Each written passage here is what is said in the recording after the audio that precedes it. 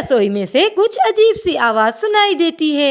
वो आहिस्ता से राजू को आवाज देकर उठाती है। सुंदरवन जंगल में एक चिड़ा रहता था जिसका नाम राजू था। राजू के पास और कुछ तो था नहीं, केवल एक कटहल का पेड़ था, जिसके कटहल बेचकर राजू अपने परिवार का पालन पोषण किया करता था। राजू का छोटा सा परिवार था जिसमें उसकी एक पत्नी और 2 बच्चे थे। उनका जीवन खुशियों से भरा हुआ था। रानी, आज मैंने कच्चे पक्के बहुत से कटहल पेड़ से तोड़ लिए हैं और मैं इन्हें कल ले जाकर दूसरे जंगल बेच आऊंगा। यही समय होता है जब ज्यादातर पक्षी बड़े शौक से कटहल खाते हैं। ठीक है राजू जी, आप ये कटहल बेच आए और बाद में कुछ घर के लिए भी लेते आना। इसके बाद राजू सारे कटहल रेड़े पर रखकर दूसरे जंगल बेचने चला जाता है। राजू के पड़ोस में एक कालू कौवा रहता था जो कुछ अरसा पहले राजू का बहुत अच्छा दोस्त था। मगर आजकल कालू कौवा राजू से बहुत चिढ़ा रहता था और इसकी वजह राजू का वो कटहल का पेड़ था। कालू कौवा चाहता था कि राजू उसे अपने पेड़ के सारे पके कटहल दे दे, मगर राजू ऐसा नहीं कर सकता था। मगर वो फिर भी अपने आधे कटहल कालू कौवे को देने के लिए तैयार हो जाता है। मगर कालू कौवा राजू के आधे कटहल लेने से इनकार कर देता है और फिर उस दिन से कालू कौवे ने राजू से बात करना छोड़ दिया। और फिर राजू दूसरे जंगल जाकर अपने सारे कटहल बेच आता है। राजू अपने सारे कटहल बेचने के बाद अपने घर वापस जा रहा था कि रास्ते में उसे किसी के रोने की आवाज आती है।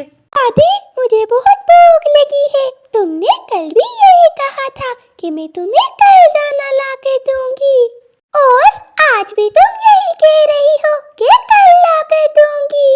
बेटा, मैं कल गई थी मगर किसी भी पक्षी ने मेरी मदद नहीं की और अब मुझे बूढ़ी से तो उड़ा भी नहीं जाता। मैं तेरे लिए दाना कहाँ से लाऊं? राजू को उनकी बातें सुनकर बहुत दुख होता है और जब वो अपनी रेहड़ी की तरफ देखता है तो उसे एक पका कटहल दिखाई देता है और राजू उनके दरवाजे पर दस्तक देता है। बूढ़ी चिड़िया दरवाजा खोल देती है।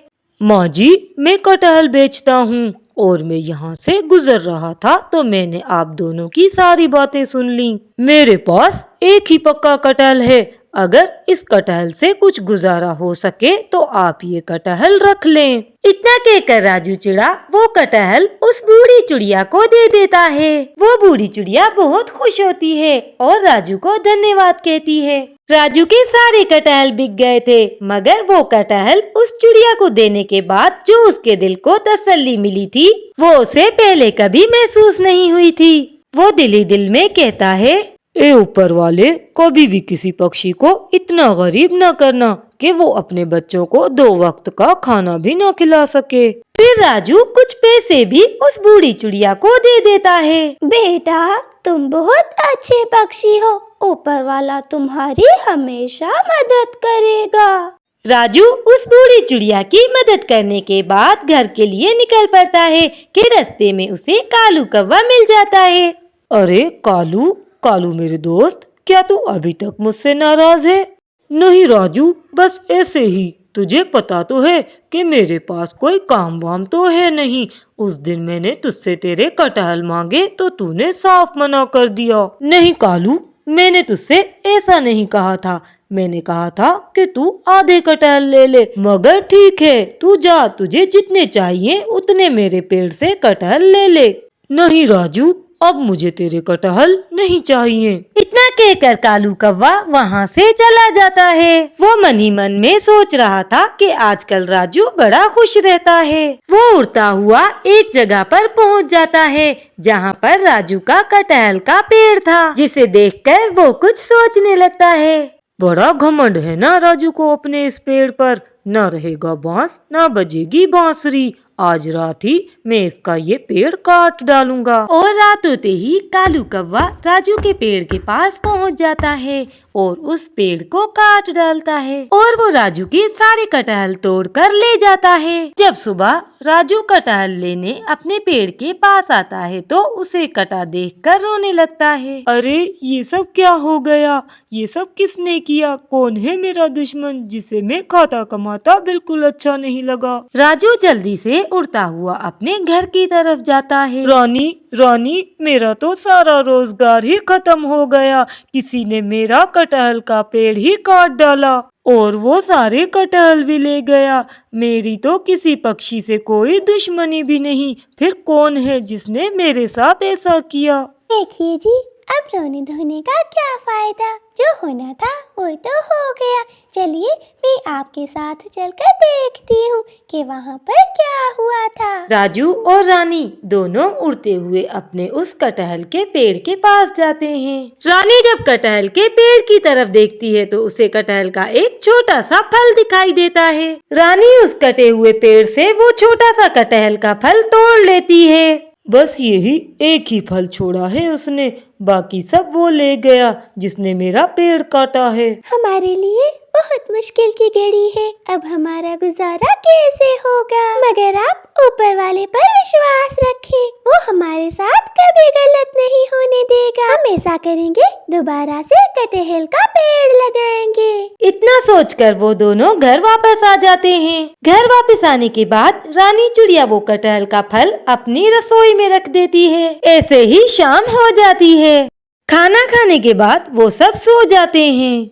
तभी रात के 2 बज रहे होते हैं कि अचानक ही रानी चिड़िया की आंख खुल जाती है। उसे रसोई में से कुछ अजीब सी आवाज सुनाई देती है। वो आहिस्ता से राजू को आवाज देकर उठाती है। राजू जी, मुझे लगता है कोई रसोई में है।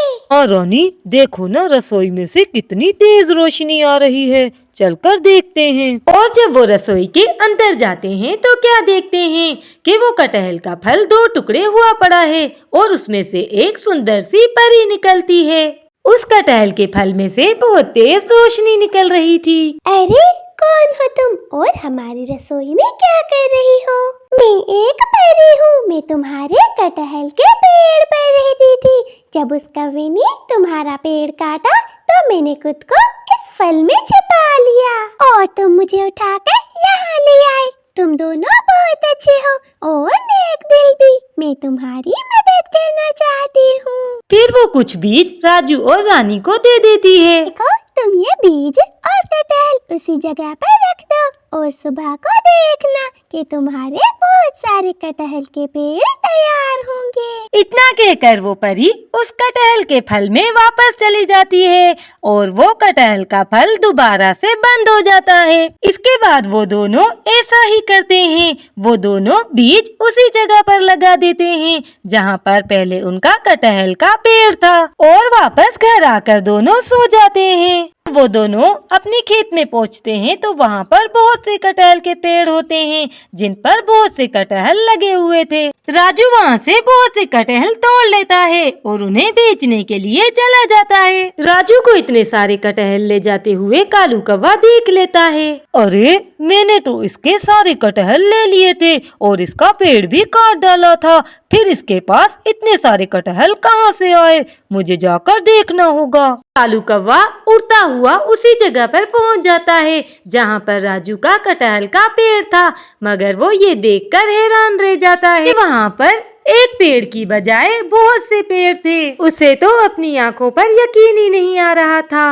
वो मन ही मन ठान लेता है कि वो फिर से उसके सारे पेड़ काट डालेगा और रात होते ही वो फिर से कटहल के पेड़ काटने राजू की खेत में पहुंच जाता है। मगर अचानक ही एक रोशनी सी होती है और उस कटहल के पेड़ में से एक परी निकलती है। दुष्ट कौवे, उस दिन तो तुमने राजू का पेड़ काट डाला, मगर आज मैं तुम्हें ऐसा नहीं करने दूंगी। परी के इतना कहते ही कालू की लाई हुई कुल्हाड़ी हवा में उड़ने लगती है और वो कुल्हाड़ी कालू कौवे के पीछे लग जाती है। कालू कौवा तेजी से उड़ता हुआ जा रहा था कि अचानक वो एक पेड़ से टकराकर गिर जाता है।